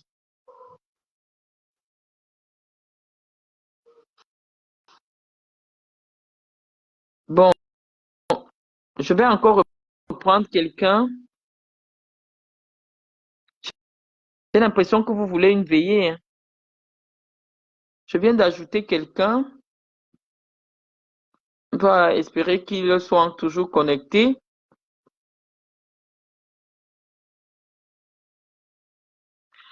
Donc, tu as quand le direct pour parler et proposer des programmes politiques. Bonsoir. Oui, bonsoir. Bonsoir. Docteur, bonsoir. Oui, comment vous allez? Bien, docteur, et vous-même? Je vais bien. Présentez-vous et puis on vous écoute. Alors, mon nom c'est Lamas. Déjà, merci pour nous amener à nous intéresser déjà à la politique de notre pays. Mais cependant, j'ai deux questions à votre égard, si vous me le permettez, bien sûr. Je vous le permets. Alors, dans l'un de vos directs, et comme vous avez l'habitude de ces derniers temps, vous dites que le président Paul Biya est vieillissant et qu'il devrait aller se reposer. Et En vous, même qu'est-ce que vous en temps, qu'est-ce que vous en pensez? Il n'est pas vieux. je reviens, madame, je reviens, permettez. D'accord. Nous sommes de tout avis, savez-vous, que notre papa, notre père est fatigué et qu'on doit le laisser se reposer. Même s'il y a des manipulations derrière, nous voulons qu'il aille se reposer. Mais cependant, je continue ma question que je n'avais pas fini en disant, vous dites hein, de votre Oui, je vous bouche que le papa est fatigué, mais en même temps, vous soutenez son régime. Vous dites que s'il y a un représentant du RDPC avec des capacités, vous allez soutenir. Et ne croyez-vous pas que si papa est fatigué et que si le régime de papa a failli, il serait mieux pour vous de soutenir la chute du régime RDPC? Là, c'est la première question. Et vous avez dit aussi dans l'un de vos directs, docteur, qu'en 2018, vous avez manipulé les élections avec un problème de tribalisme et que vous avez reconnu que l'opposition avait gagné. Maintenant, docteur, je voudrais savoir si vous avez l'opportunité de rattraper le tir parce qu'on vous voit avec beaucoup d'arguments, avec beaucoup d'intérêt pour le changement dans notre pays. Est-ce que ce ne serait pas pour vous l'occasion de rectifier le tort que vous avez causé en 2018 tout en soutenant une position vraiment adoptée pour le changement dans notre pays? Je ne sais pas si j'ai été assez explicite, mais sinon, c'était ça mes préoccupations. Oui, je vous ai entendu. Hein. Vous allez rester en ligne pendant que je vous réponds.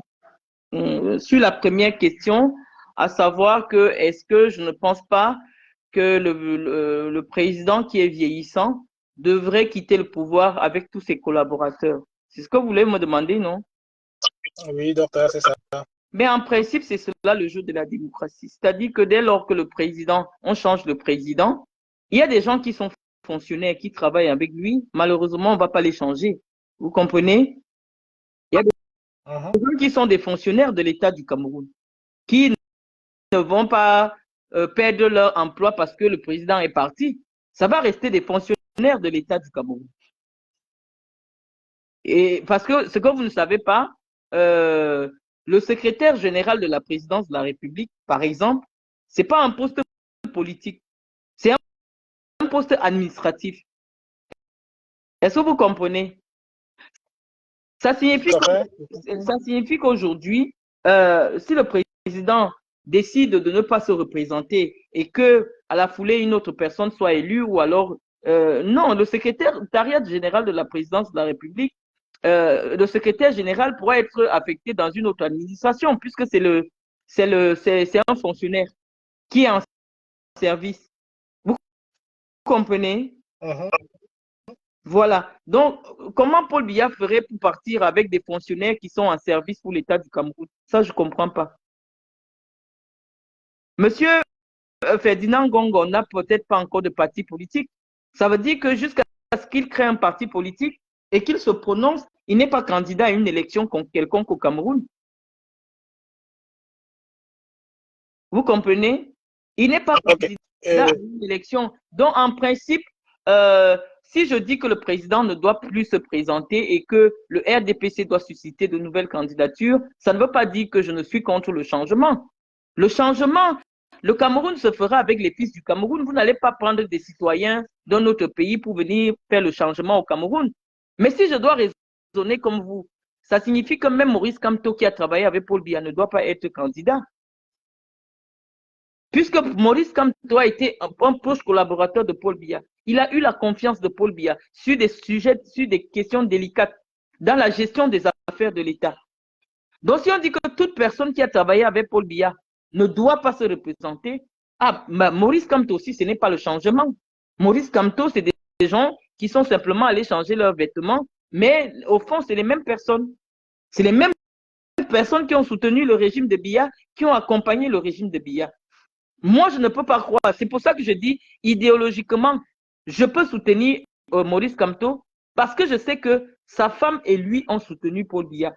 Sa femme et lui ont été membres du RDPC. Donc, le MRC est une excroissance du RDPC. Je ne sais pas si vous comprenez.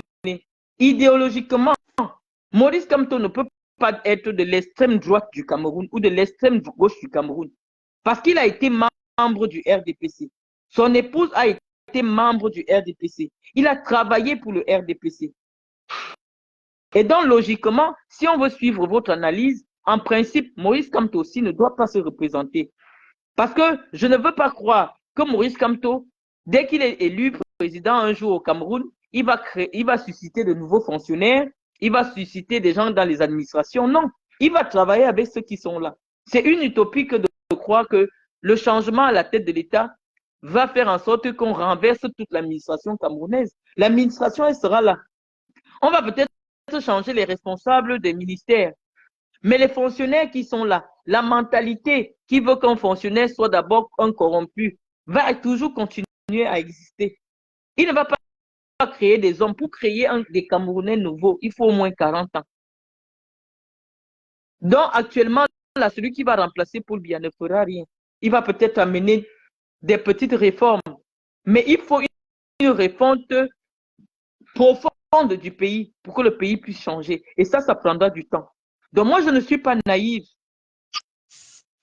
Je ne connais pas le programme politique de Maurice Kamto pour 2025. Je ne sais même pas si Maurice Kamto sera candidat. Donc, donnez-nous l'opportunité d'écouter les candidats, de voir les candidats qui seront véritablement déclarés et dont les candidatures seront effectivement retenues. Et après, maintenant, on va analyser leur programme et on va voir les perspectives, si ce qu'ils présentent est bien pour le Cameroun ou pas. Est-ce que vous comprenez? Si vous permettez encore une seconde, docteur. Alors, la chose politique, nous autres, nous venons d'entrer. Bon, à la qualité de la personne que je suis, nous venons d'entrer, et juste parce que nous avons vu des personnes comme vous qui nous attirent à nous intéresser à la politique de notre pays. Alors, nous avons toujours entendu que le régime, il faut faire tomber le régime. C'est le régime qui est problème. Donc, nous, on se dit, si le régime, parlant du RDPC, qui est cause, par exemple, que le Cameroun n'est pas développé, il serait soutenable où il serait vrai de dire nous ne voulons plus de ce régime. Oui, mais Quitte à dans que ce c'est cas, vous notre soutenez régime qui vient. si vous soutenez dans le renversement des institutions, parce que chaque chose a chaque en politique et même en droit constitutionnel, chaque chose a une signification. Vous comprenez? Si vous voulez un renversement de régime, ça veut dire que vous ne voulez plus du régime présidentiel au Cameroun. Le renversement du régime que vous souhaitez, ça signifie que il y a deux alternatives. Soit on décide que le Cameroun devient un royaume, et là on fait le renversement de régime présidentiel, soit on fait un coup d'État, et le régime n'est plus un régime présidentiel, mais un régime militaire. Qu'est-ce que vous voulez? Vous voulez d'un coup d'État au Cameroun? Pas du tout. Mais si vous ne voulez pas d'un coup d'État, ça veut dire que c'est la constitution actuelle du Cameroun qui sera respectée jusqu'à ce qu'elle soit abrogée. Ça signifie simplement que si Paul Biya est indisponible maintenant, qu'il est vieux, c'est le président du Sénat qui va organiser les élections. Le président du Sénat est membre de quel parti? Dites-moi, le président du Sénat actuel, il est membre de quel parti? Du RDPC, bien évidemment. Quel est le parti qui a le plus d'élus au Cameroun? Du RDPC. Mais comment vous allez faire donc pour changer? Donc, vous me dites que moi, la seule façon de dire qu'il y a changement de régime, lorsqu'on connaît le droit constitutionnel, c'est de dire que soit on transforme le Cameroun devient un royaume. Là, Paul Biya reste jusqu'à la mort et son fils va le remplacer. Soit on décide que, bon, un régime militaire doit venir et renverser les institutions, créer une nouvelle constitution, instaurer de nouvelles institutions et maintenant on continue à partir de zéro et on recommence. On efface tout. Parce que la seule façon de tout effacer, ce n'est que de faire le coup d'État. Est-ce que vous pensez donc que ce serait responsable de ma part de rester sur ma page Facebook et faire l'apologie d'un coup d'État? Moi, je suis une républicaine. Moi, je crois aux institutions de la République. Et je sais comment fonctionne le pays. Je connais la carte politique de mon pays. Ça veut dire qu'on monte, on descend. Actuellement, le futur président du Cameroun ne peut sortir ailleurs que des rangs du RDPC. Parce que c'est le RDPC qui est le parti le plus implanté, le parti le plus puissant, le parti qui a le plus de militants. Donc, la seule chose qui peut pousser un changement de régime au Cameroun, c'est un coup d'État. Je vous ai déjà expliqué ça plusieurs fois. Mais en tant que républicaine, en tant que respectueuse des institutions de mon pays, de la loi de la France, de la loi, je ne peux pas être là en train de faire l'apologie d'un coup d'État. Non, moi je ne ferai jamais l'apologie de coup d'État. Parce que je vous dis malheureusement, même si Maurice Kamto veut être président du Cameroun, il y a des zones du Cameroun où ce seront les membres du RDPC qui seront obligés de lui donner ses voix, de lui donner des voix. Une région comme ma région natale, il n'y a pas l'opposition là-bas. Tout le monde est de naissance membre du RDPC. Ça veut dire que pour que la région du Sud, il y ait des gens dans la région du Sud qui votent pour Maurice Kamto, ce sont des militants du RDPC qui vont se révolter et dire que non, cette fois-ci, nous, on vote opposition. Mais vous n'allez pas les chasser que non, vous êtes membre du RDPC, pourquoi maintenant vous votez pour le professeur Kamto? C'est ça même une élection politique. Parfois, les gens peuvent être membres d'un parti qui n'est pas le parti qui présente un candidat et voter pour ce candidat. Donc, laissez-nous avoir un cheminement normal, de savoir d'abord si la candidature d'un candidat sérieux va être validée et nous allons soutenir ce candidat. Mais nous n'allons pas œuvrer ou bien participer à la déstabilisation des institutions de notre pays. Paul Biya n'a pas encore dit qu'il est candidat. Nous sommes simplement en train de faire des suggestions parce que nous savons que nous sommes écoutés. Nous lui disons que ce n'est plus le moment de postuler. S'il nous écoute, tant mieux.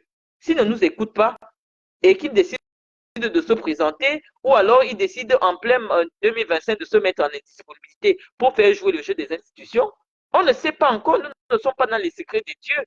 Notre responsabilité se limite à vous dire que les choses telles qu'elles sont. Les choses telles qu'elles sont, c'est qu'actuellement, si Paul Biya est indisposé, c'est Miat qui va diriger le pays pendant 45 jours et organiser une élection et une personne sera déclarée vainqueur de l'élection. Est-ce que vous comprenez? Parfaitement.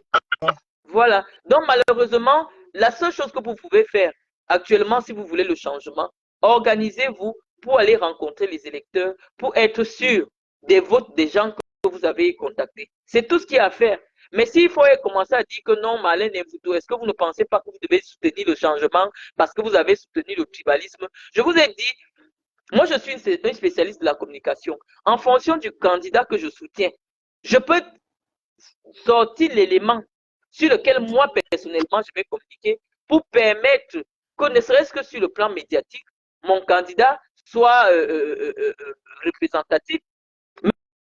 Maintenant, d'autres personnes, d'autres acteurs de la vie publique ont leurs arguments. Les hommes d'affaires ont leur argent. Ils vont descendre sur le terrain. Ils vont mobiliser les populations. Chacun y met du sien en fonction du candidat qu'il veut porter à la tête de l'État. Donc, ne me donnez pas beaucoup de responsabilités. Est-ce que tu penses que les gens qui ont voté à Mokolo et qui n'ont même pas la lumière, qui n'ont pas Internet, ont écouté ce que moi je disais sur Internet et que c'est ce que j'ai dit sur Internet qui a empêché que les femmes de Mokolo ne votent pas pour Maurice Kamto? Est-ce qu'elles sont même au courant de moi? Pourquoi vous me donnez autant d'importance? C'est vrai que je suis une personne importante, mais je dis simplement que les réalités politiques dans notre pays font en sorte que ce que nous faisons sur les réseaux sociaux n'ait aucun impact. C'est-à-dire qu'il faut être sur le terrain. Quelqu'un qui a Latmekaï là-bas, au fin fond du sud, il n'a pas l'eau, il n'a pas le courant, il n'a pas Internet. Donc, il ne peut pas être au courant de ce que je dis sur Internet. Mais c'est vrai que moi, je m'adresse aux leaders. La plupart des leaders m'écoutent et en fonction des idées que je développe, ils partent aussi de les développer. Là, oui, j'assume ma responsabilité. Parce que je sais que je suis une personne écoutée par les décideurs, par les gens qui fondent les idées politiques. Oui, peut-être dans ce sens-là. Mais je ne vais pas dire que c'est à cause de moi que Maurice Kamto n'a pas gagné. Non. Moi, j'ai estimé que le MRC avait développé une politique de communication qui était suffisamment puissante sur les réseaux sociaux. Et le seul argument que nous avions pour renverser les arguments politiques de Maurice Kamto, c'était de lui opposer le tribalisme comme argument, en disant que non, dans un pays, il faut partager le pouvoir. Si le pouvoir économique appartient au Bamileke, le pouvoir politique peut aller ailleurs. Et c'est un élément qui a été entendu. Et de nombreux blogueurs ont développé chacun avec son niveau d'intelligence. Moi, je n'ai pas à me racheter pour quoi que ce soit. Si je suis convaincu que le programme de Maurice Kamto est un bon programme, ben, je vais voter seul. Mais si je ne peux même pas voter parce que moi, je me suis inscrite au bureau de vote à Saint-Mélima et je ne peux pas voter, ben, je ne voterai personne. Donc voilà. Bon, je vais prendre quelqu'un d'autre.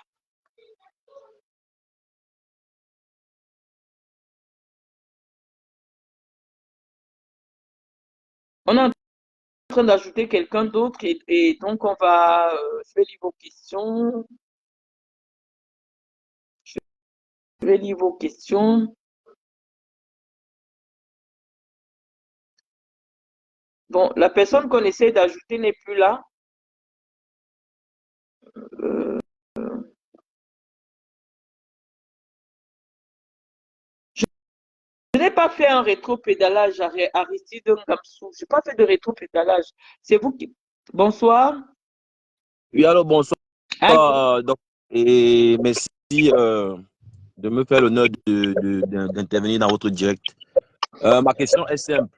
Oui, c'est de savoir qu'est-ce que vous dites à une jeunesse qui ne s'intéresse pas du tout à la politique, qui ne s'intéresse pas du tout à la politique. Qu'est-ce que vous leur dites? je leur dis simplement qu'ils sont en train de jouer avec leur destin et ils seront responsables de la misère. Ils sont aujourd'hui responsables d'abord de leur propre misère parce que confier la responsabilité, confier son destin à des gens qui ne connaissent pas vos aspirations profondes, c'est un suicide collectif. Et donc, les jeunes Camerounais qui refusent de se responsabiliser en politique ou alors au moins de respecter leurs droits civiques, leurs droits de citoyen. C'est leur responsabilité. On ne va forcer personne. Si pendant longtemps, le régime de 41 ans a fait en sorte que les jeunes s'intéressent à autre chose qu'aux vraies questions qui les concerne qu'à la vie politique de leur pays. Malheureusement, qu'est-ce que nous on peut faire? On ne peut rien faire.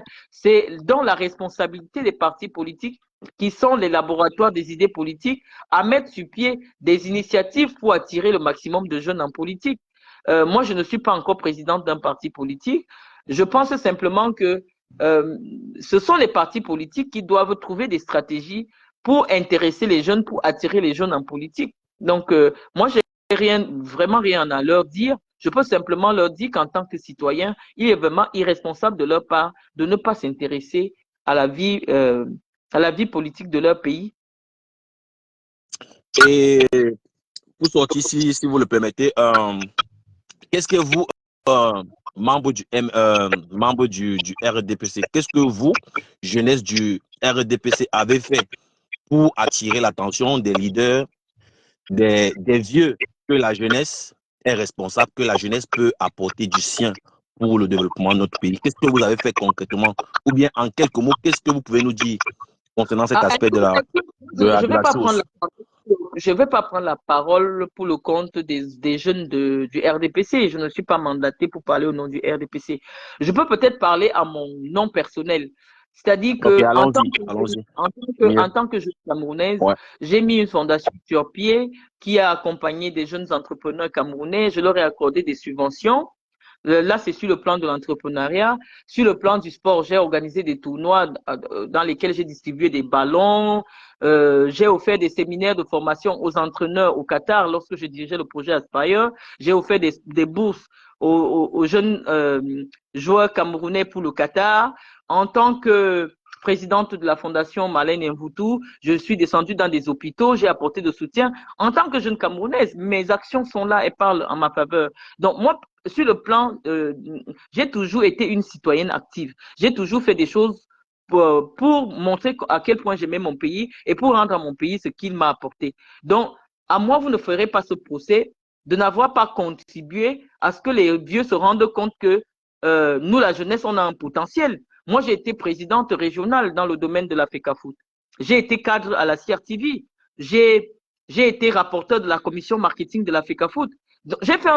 Moi, j'ai œuvré, j'ai travaillé pour le Cameroun, j'ai travaillé au Cameroun. Et donc, si les vieux voulaient me donner une responsabilité, comme ça se fait ici, j'avais le profil idéal pour être soit une secrétaire d'État au sport, j'avais eu le profil idéal pour occuper même ne serait-ce qu'un poste pour être investi par mon parti et être député. Mais je n'ai rien eu de tout cela, simplement peut-être parce que il me manque d'autres moyens qui permettent qu'on me remarque. Moi, je ne fais pas partie des sectes pernicieuses, je ne fais pas de partouze, je ne suis pas une écervelée aux cheveux longs. Donc, malheureusement, en attendant que une autre personne arrive au pouvoir avec une autre vision, entre-temps, j'ai fait un repli stratégique sur la France et puis je sais que j'ai le temps pour moi, j'ai l'avantage du temps. Dans 20 ans, je n'aurai que 61 ans. Quand vous entrez dans le RDPC, vous trouvez des gens qui ont 60 ans, qui sont à l'OJ RDPC. Donc moi, je ne pense pas que j'ai mal tourné quand même, parce que lorsqu'on parle de moi désormais, ça sonne fort. Ça sonne fort en Afrique. Les gens me connaissent. Ils ne me connaissent pas simplement parce que je mets mes photos sur Facebook. C'est parce que j'ai posé un certain nombre d'actions qui font qu'aujourd'hui, je peux me prévaloir dans certains parcours. Donc, je parle pour moi. Je ne sais pas si ma réponse vous satisfait. Oui, oui. Pour sortir, cette fois-ci, c'est pour le vrai. Est-ce que vous pensez que vous avez les capacités pour diriger le Cameroun en tant que femme? Non, pour le moment, sur le plan intellectuel, au vu de la constitution camerounaise, oui, je remplis toutes les conditions pour candidater. Ne serait-ce que j'ai déjà les 35 ans révolus qui sont exigés. Je sais lire et écrire le français. Maintenant, je ne peux pas encore être investi par un parti politique. Vous comprenez? Parce que mon parcours en politique n'est pas encore suffisamment édifiant pour qu'un parti puisse me considérer comme étant porteuse d'une certaine vision politique. Donc, pour le moment, je ne suis pas encore en capacité de postuler à une élection présidentielle, mais avec le temps, avec l'expérience, pourquoi pas? Vous comprenez? Tous les Camerounais peuvent postuler à la présidence de la République. On n'a pas exigé qu'il faut avoir le doctorat, non. La seule chose que la constitution camerounaise vous demande, c'est d'avoir 35 ans, de savoir lire, écrire et le français, de pouvoir déposer une caution de 30 millions, d'être investi par un parti politique hein, qui a des élus. Et lorsque vous répondez à tout cela, vous pouvez. Les Kawala l'ont fait. Je ne sais pas pourquoi moi je ne le ferai pas. Donc, j'ai les capacités intellectuelles, mais j'estime en 2024 que je n'ai pas encore le parcours politique suffisamment édifiant pour porter une idéologie politique à la tête du pouvoir au Cameroun. Merci pour votre patience. À très bientôt. C'est la femme à femme.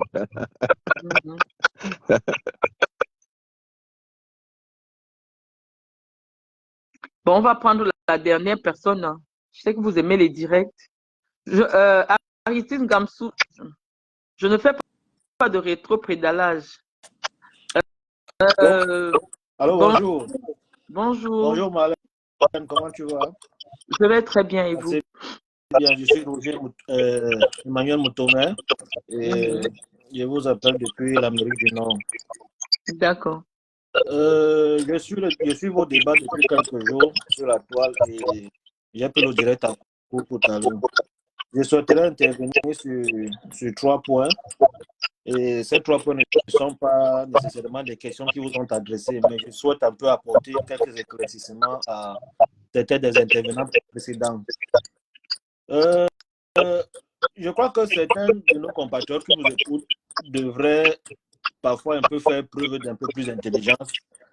Ne pas se limiter à juste écouter comme ils le font quand ils assistent aux différents clashs qu'il y a sur les réseaux sociaux. Ici, c'est une plateforme intellectuelle en vue de mettre en place des stratégies pour la conquête ou la continuité, parce qu'il faut bien être réaliste, pour la continuité du pouvoir en 2025. Il y a un monsieur qui a intervenu tout à l'heure en parlant du départ du régime, et vous l'avez repris en expliquant qu'il s'agissait des fonctionnaires. Il faut que certains de nos compatriotes comprennent que l'administration camerounaise n'est pas la propriété de M. Biya. L'administration camerounaise est une excroissance de la société camerounaise. C'est-à-dire que ceux qui y travaillent sont des Camerounais. Et ils y sont pour un certain nombre de temps jusqu'à leur départ à la retraite. Donc, le départ de M. Biya n'emporte pas le départ de l'administration. Certains responsables, par exemple des ministres, ou des responsables de certaines fonctions de commandement dans l'armée pourraient être changés par le nouveau pouvoir. Mais cela ne veut pas dire qu'ils iront rester dans leur maison. Non, s'ils ont l'âge qui leur permet de continuer à travailler, ils vont travailler. Monsieur le prochain président, que ce soit Kamto ou qui que ce soit, ne viendra pas avec de nouveaux Camerounais pour les installer dans son administration et gouverner avec eux. Donc, il faudrait que certaines personnes, lorsqu'ils parlent du régime ou du départ du régime, sortent cela de leur tête. Le deuxième point, toujours sur ce monsieur, et les revenus, on a tout le temps tendance à revenir sur le tribalisme, sur l'option stratégique que vous, Madame Dr Mvuto, avez prise en 2018 lors des élections pour combattre la candidature de Kamto. Il faut comprendre, il faut que certaines personnes sortent un peu du rêve de l'utopie politique. La politique, c'est la réalité. Ce que les Américains appellent le real politique. Et la politique, c'est le terrain. Lorsque vous êtes face à un adversaire qui tente à vous évincer ou à vous déstabiliser, vous utilisez tous les armes que vous avez en votre possession pour le combattre. Ça a été le cas en 2018 avec le tribalisme. Et M. Kamto lui-même est tombé dans le panneau parce qu'il a donné du flanc à cela. Et je vais rappeler aux gens, quand vous suivez les élections américaines et tout, comme actuellement vous avez Mme Haley qui est face à M. Trump pour les primaires républicaines, mais ce sont des coups sous la ceinture à n'en plus finir. C'est ça. Ce qui se passe même au Cameroun, c'est rien, c'est du jeu. Donc il faut que les gens sachent qu'en politique, quand on a un objectif à atteindre, on utilise tous les armes qu'on a à sa position. Et personne n'a interdit au MSC de faire pareil. C'est ça. Et de plus, pour évoluer, il y a un intervenant qui a parlé de la candidature de Mme Mvuto. C'est pourquoi je disais plus au début de mon propos qu'il faut que les gens écoutent Mme Mvuto en essayant un peu d'être un peu plus intelligent que les clashs qu'ils suivent sur les réseaux sociaux. Depuis le début de sa prise de parole, Mme Mboutou est restée contente et claire sur ce sujet. Elle n'est candidate à rien au Cameroun. Et en l'état actuel des choses, elle n'a pas vocation à se présenter à un quelconque poste que ce soit. Peut-être, elle a bien dit peut-être après 2025, elle pourra revenir pour exercer sur le plan local en tant que députée ou en tant que maire. Et elle a expressément dit cela pour être utile à sa population. Donc, essayons de souvent évoluer dans les débats au lieu de toujours revenir en arrière avec des questions qui nous perdent le temps. Pour ceux qui ne connaissent pas bien Mme Mboutou, moi je la pratique, je ne dis pas que je la connais, mais je la pratique depuis plus de 15 ans avec le projet Aspire. À cette époque, j'étais encore jeune étudiant à l'université de Yaoundé 2 à Soa, où j'ai fait économie. Et cette dame était déjà sur le terrain. Madame Mboutou connaît bien plus le terrain camerounais que beaucoup parmi ces gens qui prétendent être des politiciens aujourd'hui. Parce que cette dame a sillonné le Cameroun, elle avait des équipes un peu de partout pour recruter des jeunes gens qui devraient être organisés en tournoi sur le plan national et les meilleurs étaient envoyés, n'est-ce pas, au Qatar. La Coupe du Monde qui s'est déroulée en 2022, Madame Mboutou est au début de ce processus avec ce projet Aspire. Parce que la Coupe du Monde 2022 au Qatar n'est que l'aboutissement de ce projet-là qui a commencé 20 ans plus tôt. C'est ce que je leur ai expliqué, que c'est à nous qu'on avait confié la promotion de la candidature du Qatar. On a fait le tour des pays africains qui devaient participer au vote. Tout à fait. Bon, c'est vrai qu'il y a beaucoup de jeunes aujourd'hui qui me découvrent grâce aux réseaux sociaux. Ça a un peu faussé le jugement que les gens ont vis-à-vis de moi parce que les gens que je suis une influenceuse, une femme des réseaux sociaux. Non, j'ai une notoriété qui date de plus de 15 ans au Cameroun et une autorité qui est établie sur des choses qui sont palpables et que les Camerounais peuvent identifier. Et ça fait que malheureusement, avec l'avènement des réseaux sociaux, je me suis retrouvée mise dans le même panier que toutes les femmes qui essayaient de se chercher une visibilité à travers Internet. Et ça a un peu faussé la perception qu'on peut avoir de moi, de ma démarche. Et donc, je vous remercie énormément d'avoir restitué la vérité. Moi, je ne vous connais pas, jamais échangé, mais vous venez de faire un témoignage de ce que vraiment, ça fait 15 ans que il n'y a pas un coin au Cameroun. Je suis allé à Kumbo, je suis allé à Ndop, j'ai fait le tour du Cameroun. J'ai travaillé avec tout le monde dans cet endroit-là, dans le cadre du projet de football que j'ai porté avec beaucoup de vaillance au Cameroun. Et j'ai quand même été candidate à la présidence de l'Africafoot. Je n'ai pas... Tout à fait, j'allais revenir. J'étais encore au début de mon propos. Donc, comme je disais avec Aspire, vous avez commencé et les gens ont connu le programme du Qatar avec l'arrivée des Zidane et tout bien longtemps après. Et Mme Mboutou, elle non seulement a été acteur sur ce plan de la formation de la jeunesse, parce qu'il y a un qui a parlé de ce que vous avez fait pour la jeunesse tout à l'heure, sur ce plan de la formation de la jeunesse, mais également, elle a été présidente d'organisation régionale dans l'organisation du football. Elle a dit qu'elle a été présidente au niveau régional de l'Africafoot. Et elle a été présidente à l'Africafoot et sa candidature a été retirée à cause des magouilles. Moi, je vais citer son nom, excusez-moi, de M. Batamak. C'est vrai. À cause des magouilles de M. Batamak qui ont conduit à l'éviction de cette dame et à faire sortir sa candidature.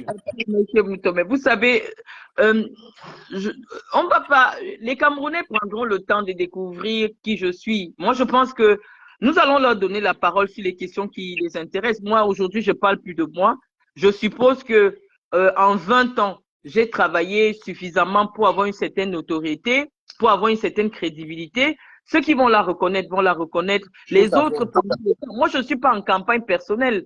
Je cristallise peut-être les passions, je cristallise une certaine attention et c'est normal. Et je dis simplement que moi, je voudrais encourager le maximum de femmes à prendre le relais de ce que j'ai fait à mon petit niveau et peut-être à dépasser ce que j'ai fait. Il y a des femmes formidables au Cameroun qui font des choses formidables, mais qui n'ont peut-être pas la même visibilité que moi. Et dans mon combat pour 2025, et qu'il y ait une femme à la tête à côté du chef de l'État qui soit inspirante. Si Paul Biya épouse une autre femme en 2025, je vais le soutenir. Hein? Mais tant qu'il avait Chantal Biya, moi je dis fatigué avec une femme qui est comme Chantal Biya, ça ne peut plus être à la tête de l'État. Donc voilà mon seul problème. Les gens essaient de... Je dis que si demain on me dit que Paul Biya a épousé la femme de Maurice Kamto, moi je vote pour lui. Donc les gens ne comprennent pas mon positionnement politique, mais je ne prendrai pas le temps pour ceux qui ne comprennent pas. Je préfère prendre le temps pour ceux qui comprennent et qu'on essaie d'avancer et qu'on aille un peu plus loin. Donc dessus, je vais vous remercier pour ce témoignage qui me touche énormément et donner l'opportunité à d'autres qui sont en attente de nous rejoindre dans notre débat. Ok, Donc, merci beaucoup. Merci. ok, pas de quoi.